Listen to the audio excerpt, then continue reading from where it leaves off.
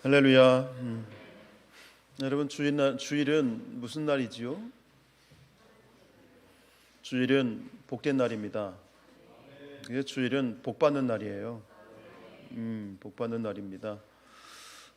왜 복된 날일까요?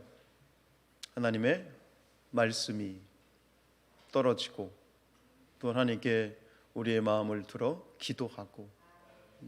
그래서 우리 여러분, 송충이는 솔잎을 먹어야 되고요. 자동차는요, 전기도 먹어야 돼요. 근데 우리 그리스도인은 뭘 먹어야 돼요? 말씀 먹어야 되고요. 기도를 먹어야 되고요. 하나님의 은혜를 먹어야 돼요. 그래야 사는 거예요. 아니 말씀 안 먹고 기도 안 먹어도 잘 사는 것 같은데요? 아니요. 육신의 눈으로 보면 잘 살죠. 근데 영의 눈으로 보면 죽어 있는 거거든요. 눈이 열릴지어다. 이 눈이 열려야 그리스도인인데, 여러분 기도를 먹어야 되겠습니다. 기도를 먹는다는 말은 무슨 말입니까? 기도를 해야 되죠. 엉덩이 붙이고 하나님 앞에 머물러서 하나님을 바라보며 기도를 해야죠. 그게 먹는 거죠. 근데 여러분, 우리가 기도를 해야 되는데 우리가 기도 생활을 잘 못해요. 그렇죠? 좋은 말로 할 때 그렇다고 하세요. 근데 왜 우리가 기도 생활을 이렇게 제대로 못할까요?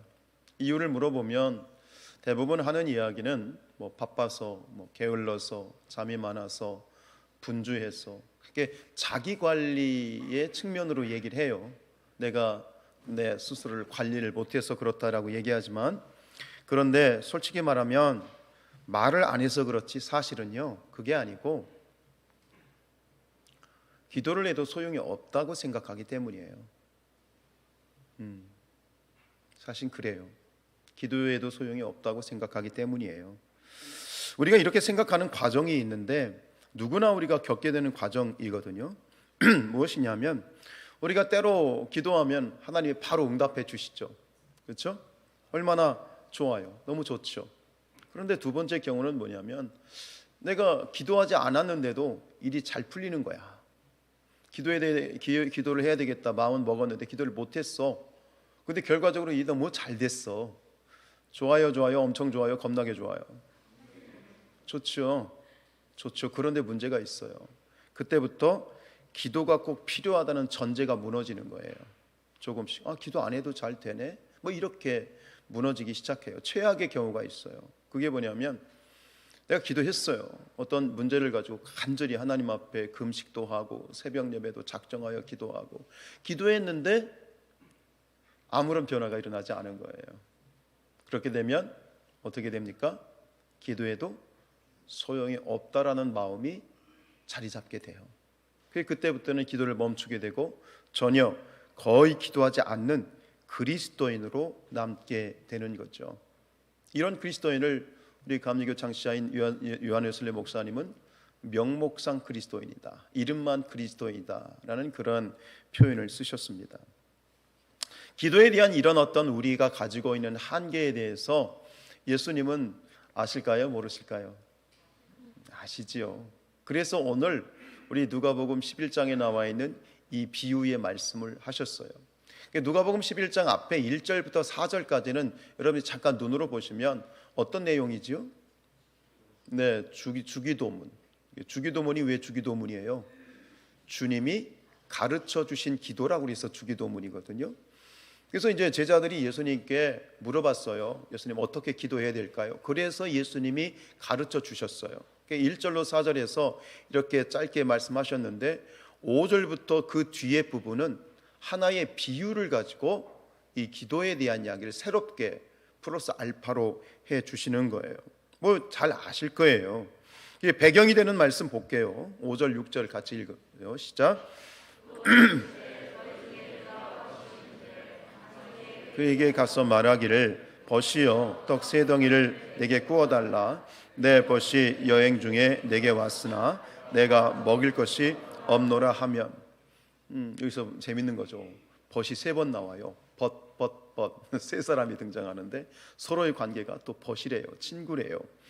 이야기의 내용은 아시죠? 한밤중에 이제 나의 친구가 찾아왔는데 손님을 대접해야 되는데 먹을 게 없어. 그러니까 옆집에 사는 나의 친구에게 가서 먹을 걸 달라고 요청을 하는 건데, 여러분, 이 손님을 대접하는 것은 지금 우리 문화에서도 잘 해야 되죠, 그렇죠?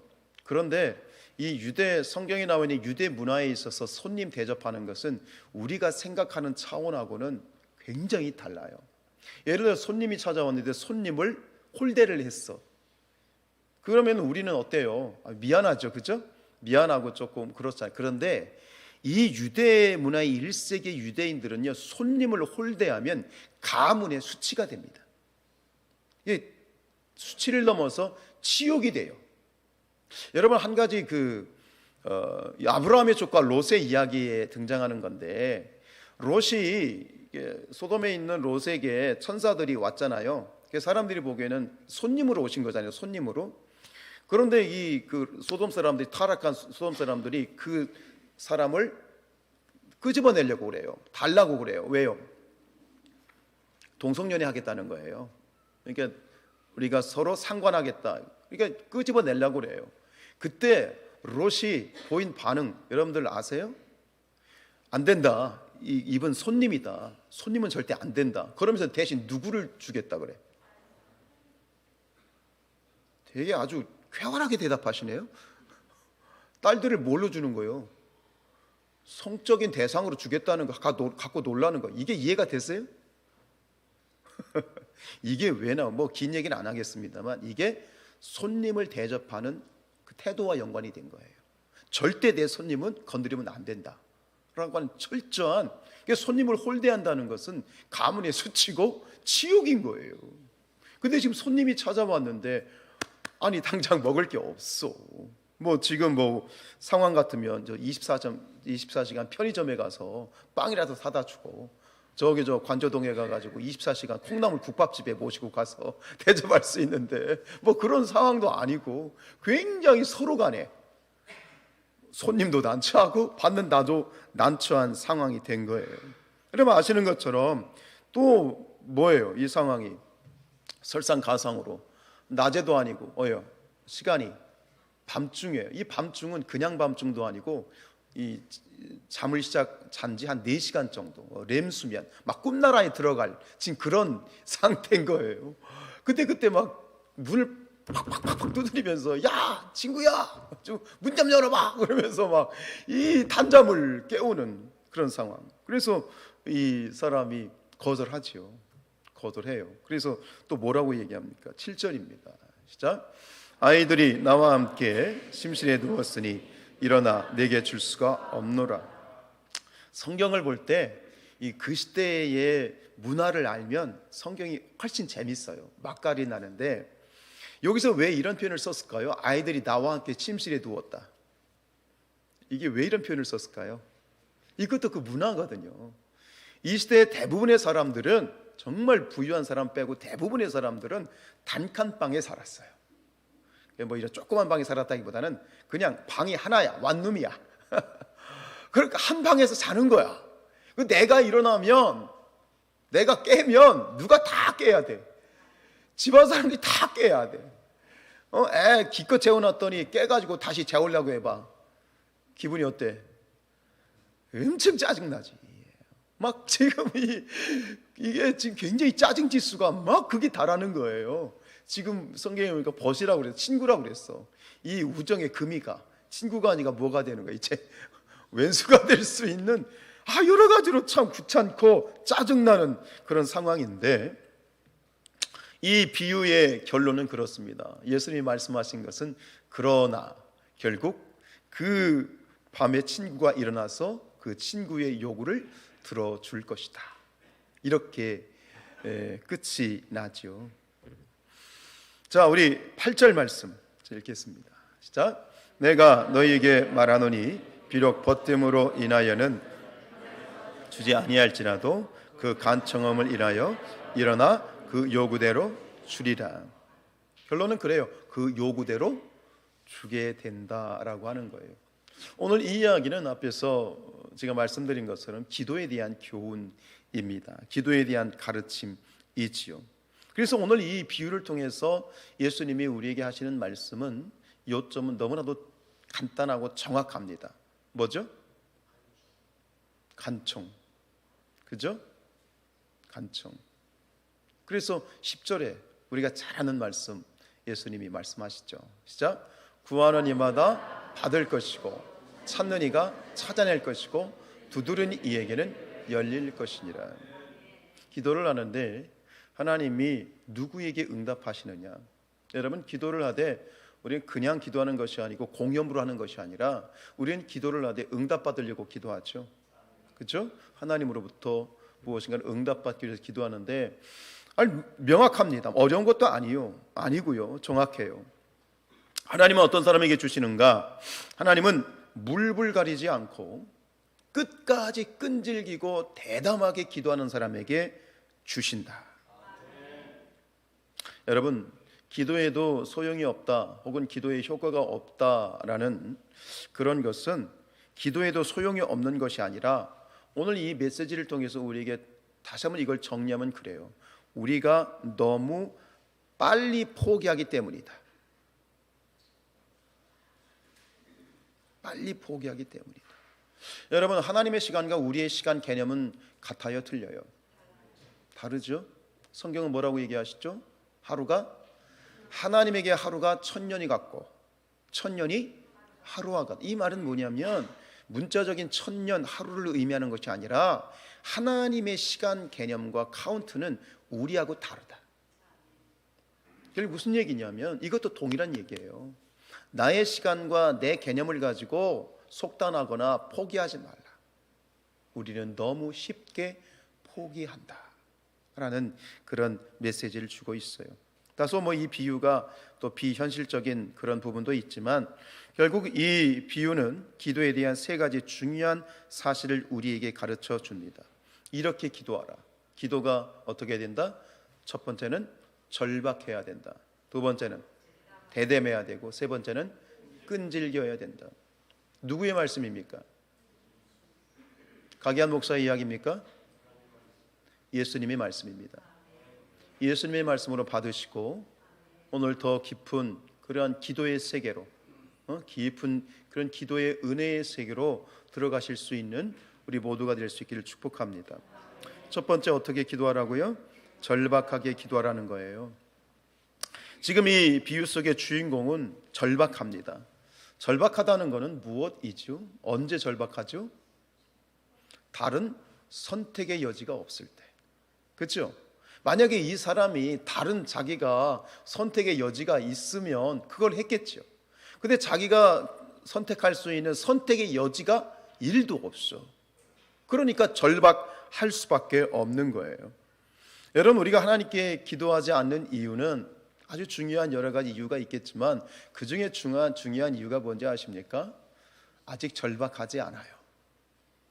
절박한 마음이 없어요. 그리고 그것이 절박한 일인지를 볼 수 있는 눈이 없어요. 절박함이 없으면 기도하지 않게 되는 거죠. 우리가 세상에서 이 자수성가하신 분들이 있어요. 그분들 어때요? 굉장히 강하시죠. 여러분, 우리가 세상에서 I can do it, 할 수 있습니다, 나는 할 수 있습니다, 자신감 굉장히 중요합니다. 그렇죠? 자신감을 가져야 돼요. 나 자신을 믿는다는 것, 나 자신에 대한 믿음은 굉장히 중요한 일이에요.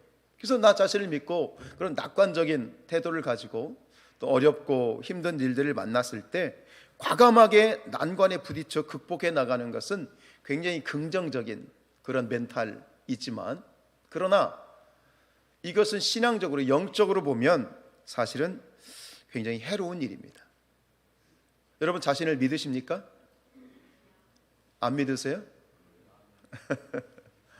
좋은 말로 할 때 솔직하게 대답하세요. 여러분, 자신을 믿으시죠? 못 믿어요? 은혜입니다. 은혜인 줄 아시길 바랍니다. 여러분, 근데 일단 나 자신을 믿어야 되는데 어떤 자신을 믿느냐가 중요한 거예요. 할 수 있거든이 무슨 말이냐? 믿는 자들에게는 그래요. 뭘 믿어요? 나 자신을 믿는 게 아니에요. 나와 함께 하시는 하나님을 믿는 거죠. 여러분, 구원 받으셨습니까? 구원이 확신이 있으십니까? 뭘 보고요? 뭘 믿고요? 그 확신은 내 확신이 아니에요. 우리가 확신하는 것은 나 같은 놈도 구원해 주실 수 있는 하나님에 대한 확신이지 내 자신의 확신이 아닙니다. 헷갈리시면 안 됩니다.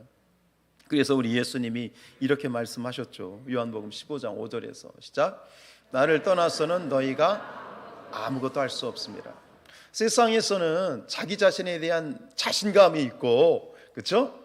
자신감이 있는 사람들을 되게 강하고 이렇게 멋진 사람으로 생각해요. 그런데 오히려 다른 사람을 의지하고 다른 누군가를 의지하는 것, 하나님을 의지하는 것을 세상 사람들은 어떻게 보냐면 의지가 약한 사람 이렇게 봐요. 여러분, 우리가 의지가 약해서 하나님을 의지하는 것입니까? 그게 아닙니다. 그게 지혜이기 때문에 그렇습니다. 하나님을 의지하는 것, 야, 얼마나 의지가 약하고 얼마나 사람이 말이야 자신감이 없으면 자신을 믿지 못하고 하나님을 의지한다고 그래, 그건 나약한 것이야, 이렇게 사람들이 비아냥거리거든요. 그건 몰라도 한참 모르는 거예요. 여호와를 경외하는 것이 지혜의 근본이에요. 하나님, 우리가 연약해서 우리 자신의 나 자신에 대한 믿음, 여러분 우리 자신 나 자신의 믿음이 있어야, 자신감이 있어야죠. 아멘이에요? 저 그렇게 생각해. 나 자신에 대한 믿음이 있어야죠, 일단은. 그런데 어떤 나 자신에 대한 믿음이냐면 내가 하나님을 붙드는 각이한 일을 내가 자신감인 거지. 응? 여러분, 하나님을 의지하는 것은 약해서가 아니라 하나님을 의지하는 것이 세상의 진짜 지혜이기 때문이에요. 정말 강한 사람은 지혜로운 사람이지. 그 지혜는 뭐냐면 참 지혜이신 하나님을 의지하는 것이, 그게 지혜인 거지. 그건 약한 게 아니에요. 일상 기도를 쓴 폴 밀러라는 사람이 이런 얘기를 했어요. 우리가 기도하지 않는 이유는 시간과 돈과 재능만 있으면 뭐든 극복할 수 있다고 내심 확신하기 때문이다. 여러분, 내게 시간도 있고요, 여유도 있고요, 넉넉한 돈도 있고요, 재능과 능력도 있어요. 그러면 뭐든지 할 수 있죠? 봐봐, 대답 못하고 있잖아. 말로 하기엔 조금 그런 거야. 우리는 그래요. 저도 그래요. 제가 돈이 넉넉하고 능력이 있고 재능이 있으면 굳이 기도할까요? 기도하지 않아요. 내 힘으로 하죠. 이게 사람이에요. 이게 사람이에요. 그래서 생각해 보면 여러분, 고난이 유익이다 들어보셨지요? 왜 고난이 유익일까요? 결국은 여러분, 우리 인생 가운데 가장 최고의 가치, 우리 인생 가운데 가장 중요한 가치는 누구입니까? 하나님이시죠. 말씀드렸잖아요. 하나님을 의지하는 것이 참 지혜다 말이죠. 인생에서 가장 중요한 것은 하나님 놓치지 않는 거예요. 하나님을 믿고 하나님과 동행하는 거예요. 아멘이시죠? 그런데 그거는 우리가 머릿속으로 아는데 그게 자꾸만 멀어지는 이유는 내게 돈이 있고 시간이 있고 재능이 있기 때문에 그런 거예요. 그러다 보니 분명히 머리로는 아는데 몸은 내 능력대로 살고 싶고 할 수 있는 거거든요. 근데 그렇게 가면 안 되는 거예요. 왜? 그것은 진리의 길이 아니니까. 그래서 하나님께서는 때로 우리에게 고난을 주시는 거예요. 그래야 뭐예요? 정신 차리고 하나님 바라보고. 여러분, 축복은 뭐예요? 하나님 바라보는 게 축복이에요. 하나님과 동행하는 게 축복이에요. 그러니까 그 길, 그 진리의 길, 그 생명의 길고 길이고 진리요 생명이신 하나님 붙들고 갈 수 있게끔 하기 위해서 우리의 물질을 치실 때도 있고 건강을 치실 때도 있고 관계를 치실 때도 있어요. 그때 깨달으셔야 돼요. 아하, 내가 지금 잘못 가고 있구나.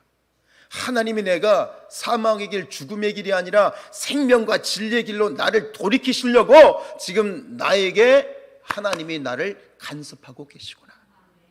그때 어떻게 되는 거예요? 절박해지는 거예요. 절박해지는 거예요. 여러분, 모든 일에 절박함이 있으면 기도하게 돼 있어. 정말 발등에 불이 떨어지면 기도하지 말라고 그래도 기도하실걸요? 그렇죠? 근데 그것이 발등에 불이 떨어지기 전에 우리가 하나님 앞에서 겸손하게 모든 일에 절박한 마음을 가져야 돼요. 하나님, 나에게는 선택의 여지가 없습니다. 하나님, 당신만이 나의 길이시고 나의 도움이시고 나의 진리이십니다. 이 마음을 끊임없이 마음에 유지해야 돼요. 생각해 보니까 제 삶에 있어서 가장 절박한 게 뭘까? 늘 절박한 건 뭘까? 제 새끼들이더라고요. 늘 절박해요. 제 자녀에 대해서는 늘 하나님 앞에 제 자녀를 생각하면 절박해요. 여러분, 이 세상에 최고의 아버지가 계세요. 완벽한 아버지가 계세요. 그분이 누구시죠? 하나님이시죠. 근데 보세요, 하나님이 만드신 자식들이 어떻게 했어요? 하나님이 창조하신 두 사람이 어떻게 해서 하나님을 배신했죠. 요한계시록에 보면은 어떤 내용이 나오는지 아십니까? 천사들 3분의 1이 하나님을 배신합니다. 하나님의 자녀들, 완벽한 아버지이신 하나님의 자녀들도 설사는 완벽하지 않으신 거예요. 여기 우리 부모 중에 누가 아버지 하나님보다 우리가 완벽할 수 있겠습니까? 절박한 거죠. 그래서 어떻게 해야 돼요? 기도해야 돼요. 환상에서 벗어나시길 축복합니다. 환상을 깨셔야 돼요.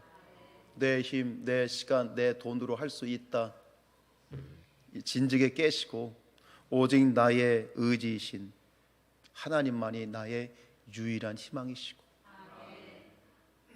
이 절박함으로 기도할 수 있는 저와 여러분들 될 수 있기를 축복합니다. 자식에 대해서는 정말 절박하지 않으십니까? 애들이 커서 직장 잘 다니고 해도 여전히 절박해요. 그 절박함만 가져도 우리는 더 매달려 기도할 수 있을 것 같아요. 두 번째 기도는 어떻게 하라고요? 대담하게 기도하라는 거예요. 대담하다라는 건 뭐냐면 배짱이 두둑해야 된다는 거예요. 오늘 이 비유 속의 인물은요, 기도하는데 굉장히 대담하게 기도합니다. 재밌는 것은 오늘 성경을 보면 여러분 가가지고 떡을 문 두드리고 야야야 저기 저 떡 좀 줘, 빵이지 빵 좀 줘 그랬는데, 말씀 보면 재밌는 표현이 있어요. 5절에 보면 벗에게 빵을 어떻게 요구합니까? 5절 보세요. 잘생긴 제 얼굴 보지 마시고 빵을 요구하는데 구체적으로 어떻게 요구하죠? 떡 3덩이를 달래. 한 덩이가 어떤 크기일까? 우리가 저 빵집에 가면은 식빵 한 봉지 정도 될까? 근데 우리가 모르는 게 있는데요, 이 빵 한 덩이의 크기는 우리가 상상하는 것보다 굉장히 크다고 합니다. 그 대식구, 대가족이 하루 종일 먹을 수 있는 양의 크기라고 합니다. 그게 굉장히 큰 겁니다. 그러면 생각을 해보면, 아니 그냥 있는 거 그냥 줘, 이렇게 하면 되잖아. 그런데 굉장히 배짱 좋게 그 대가족이 하루 종일 먹을 수 있는 크기의 큰 빵을 몇 개를 달라고 그래? 3개. 없으면 어떡하려고? 잔머리 굴리지 않아요. 그냥 크게 구합니다. 있는 대로 배짱 있게 구합니다. 이렇게 구하시기 바랍니다. 시편 81편 10절입니다. 시작. 내 입을 크게 열라 내가 채우리라. 여러분, 하나님 앞에 눈치 보면서 이렇게 구하면 하나님이 안 주실 것 같고, 이렇게 구하면 내가 너무 과하게 구하는 것 같고, 그런 식으로 하지 말라는 거예요. 마음속에 하나님 앞에 그냥 있는 그대로 그냥 크게 배짱 있게 담대하게 구하는, 그런 구하는 자체가 중요한 것이라 그런 마음을 중요한 거야. 왜 그렇게 구할 수 있을까요? 여러분, 이 비유 속에서 지금 이 빵을 구하는 사람은 누구고 빵을 줘야 될 사람은 누구를 비유하는 거죠? 빵을 구하는 사람은 누구를 비유한 거예요? 우리를 비유하는 것이고, 빵을 줄 사람은 하나님이죠. 그런데 이 하나님은 여기 비유 속에 나오는 친구하고 같지 않습니다. 이 비유 속에 나오는 친구는 지금 어떻게 하고 있어요? 한밤중에 깊은 잠에 빠져 있지만, 우리 하나님은 졸지도 아니하시고 주무시지도 아니하시고 심지어 우리에게 필요한 모든 것을 다 아시는 분입니다. 지금 이 친구는 부엌에 가가지고 줄 빵만 있지만, 우리 하나님은 그 빵만이 아니라 자신의 몸을 찢어진 살, 자신의 몸을 기꺼이 주실 수 있는 그런 하나님이십니다. 우리가 누구이고 우리가 누구에게 요청을 하고 있는 건지를 알면 우리는 더 담대하게, 더 크게 하나님께 기도할 수 있습니다. 이게 중요한 겁니다. 이걸 알아야 돼요. 나는 누구고 내가 누구에게 요청을 하고 있는지를 알아야 돼요.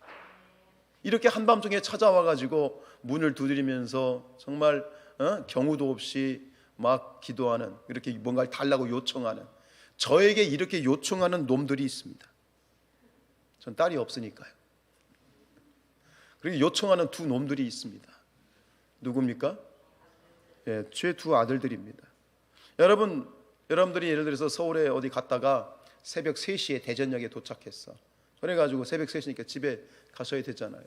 그럼 새벽 3시에 지금 저한테 전화해서 목사님 저 대전역인데 좀 저를 데려와 주세요. 자, 저한테 전화하실 수 있는 분. 이러니까 기도를 안 하는 거야. 믿음이 없잖아. 목사님한테 전화하면 목사님이 나올 거란 믿음이 없잖아. 제가 나가요 안 나가요? 봐봐, 믿음이 없잖아. 여기만 대답하고 대답 안 하잖아.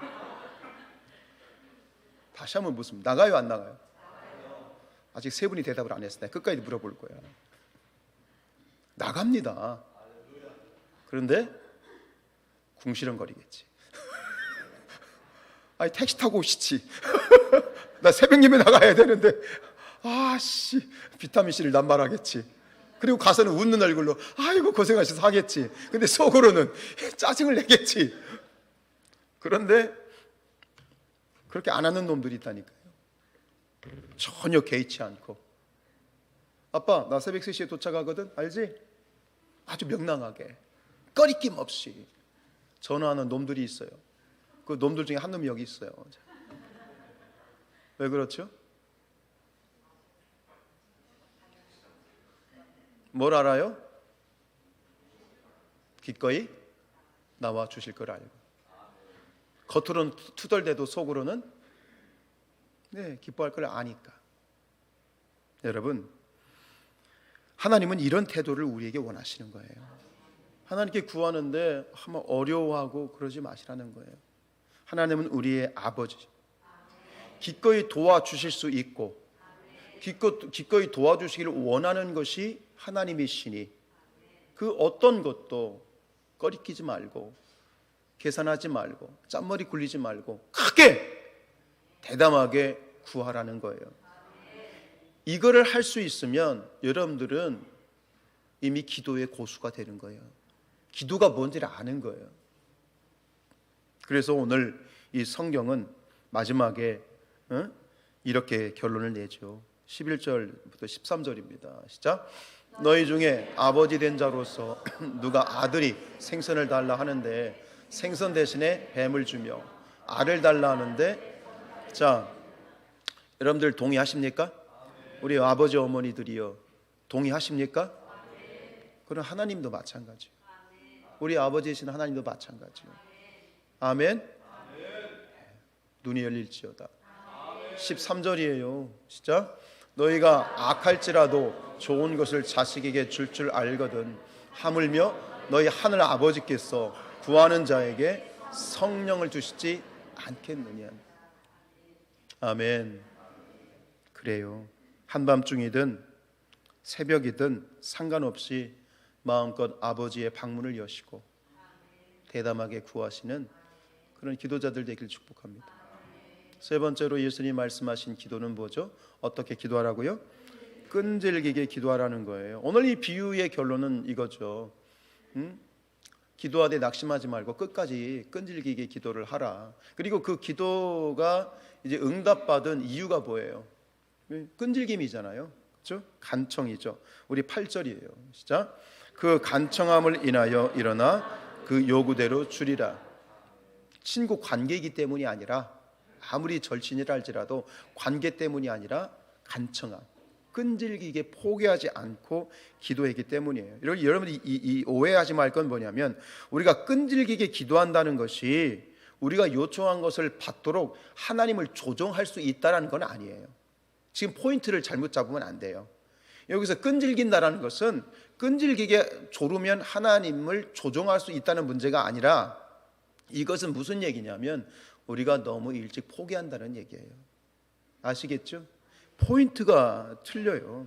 여러분, 우리 신앙의 위대한 선배들은요, 기도를 하는데 하나님이 그만 기도하라고 할 때까지 기도했어요. 바울을 보세요. 바울은 몸에 가시가 있었어요. 그것이 안질인지 아니면 간질인지는 모르겠지만 하나님께 기도했어요. 계속 기도했어요. 기도하고 기도했어요. 근데 하나님이 나타나셨어요. 뭐라고 하셨죠? 그만 기도해. 너는 안 돼. 그거 안 뽑아줄 거야. 어쨌든 기도하되 하나님이 그만하라고 할 때까지 그렇게 포기하지 말고 기도하라는 거예요. 여러분, 우리가 생각하는 것보다 훨씬 빨리 기도를 멈춰요. 우리는 훨씬 빨리 기도를 포기해요. 포기하지 말고 일찍 포기하지 말고 끈질기게 기도하시길 축복합니다. 근데 왜 하나님은 왜 이런 식으로 응답하실까요? 어차피 주실 거면 주시면 되잖아요. 처음부터 주시면 되잖아요. 근데 왜 그렇게 자꾸 끈질기게 기도하고 이 기도의 응답의 시간들을 이렇게 뒤로 보류하시는 것일까요? 근데 그 이유는 몰라요. 왜? 케이스 바이 케이스거든요. 각자 다 다르거든요. 하나님이 그렇게 보류하실 때는 이유가 있어요. 근데 그 이유는 100이면 100 다 달라요. 근데 이것을 공통 분모를 찾아서 추측해 보면 하나가 나오는데, 그건 뭐냐면 결국 이렇게 하시는 이유는 뭐냐? 하나님 우리의 끈기를 통해서, 끈질긴 기도를 통해서 하나님이 영광을 받으시는 것이다. 하나님이 영광을 받으신다는 건 뭐냐면 우리의 믿음을 보시는 거죠. 그렇죠? 예를 들어 이거죠. 그 친구가 야, 안 돼, 없어, 가. 그러니까 에이, 치사하다 이 자식아. 알았어, 딴 데 갈 거야. 이러면은 그 사람을 의지하는 게 아니죠. 그죠? 전적으로 의지하는 게 아니죠. 그러니까 하나님을 의지한다는 건 뭐예요? 하나님이 예를 들어서 나에게 거절하시는 것 같고 하나님이 나에게 지금 바로 응답하시는 것 같지 않아도 끝까지 하나님을 바라보는 거. 그렇게 하실 수 있어요? 근데 한두 번 가지고 그게 확인이 돼요? 안 되죠. 한 번이고 두 번이고 10번이고 계속해서 무슨 일이 있어도 결국은 친구 입장에서 그럴 것 같아요. 지금 얘가 나한테 와가지고 빵을 달라고 하는데 자꾸 거절하는데도 계속 이렇게 요구를 하는 거야. 그러니까 이 친구의 마음속에 어떤 마음이 생기는 거예요? 아, 얘가 지금 나를 내가 아니면 안 되는구나. 지금 얘가 이 친구에게서 나는 희망이 아니라 오직 유일한 희망이구나 라고 하는 것을 친구는 깨달았을 것 같아요. 그래서 저는 이 영광이란 말이 묵상하다가 이게 떠올랐어요. 하나님 영광 받으세요 말은 뭐냐면 액션으로 취하면 이거예요. 하나님 최고. 이거는 하나님은 최고입니다라는 말도 되지만 하나님은 유일하신 분입니다. 이것이 확인되어지는 것이죠. 앞에서 말씀드렸잖아요. 여러분, 우리 인생에서 가장 최고의 가치는 누구시라고요?